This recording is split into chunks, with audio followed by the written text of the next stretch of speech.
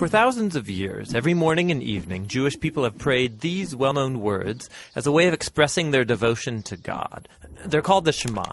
Hear, O Israel, the Lord is our God, the Lord is one. And as for you, you shall love the Lord your God with all of your heart, with all of your soul, and with all of your strength. Now, the first word of the Shema is hear, or listen, which in Hebrew is pronounced Shema. That's where the prayer gets its name. Now, Shema is a really common word in the Hebrew Bible, and it's obvious why. Hearing is a very universal activity.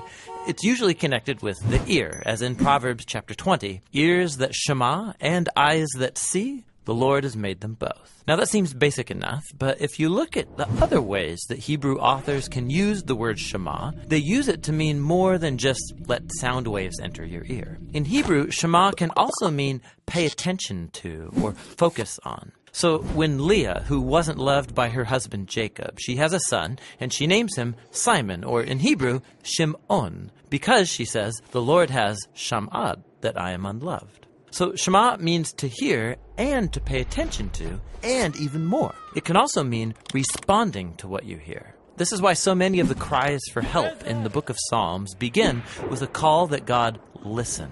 Psalm 27, verse 7. Shema my voice when I call, O Lord. Be merciful. Answer me. So asking God to Shema is at the same time asking God to act, to do something. It's similar to when God asks people to listen. Like when the people of Israel come to Mount Sinai, God says, if you Shema me fully and keep my covenant, then out of all the nations you will be my treasured possession.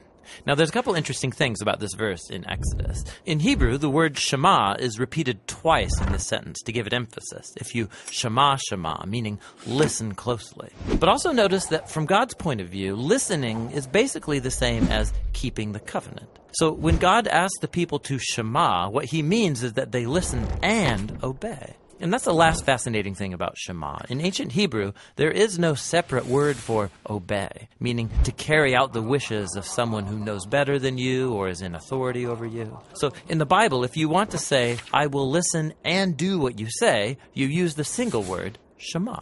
In Hebrew, listening and doing are two sides of the same coin. This is why later in Israel's history, when the people were breaking their covenant promises to God, the Hebrew prophets would say things like, they have ears, but they're not listening. The Israelites, of course, could hear just fine, but they weren't actually listening, or else they would act differently. And so, in the end, listening in the Bible is about giving respect to the one speaking to you and doing what they say. Real listening takes effort and action, and that's the Hebrew word Shema.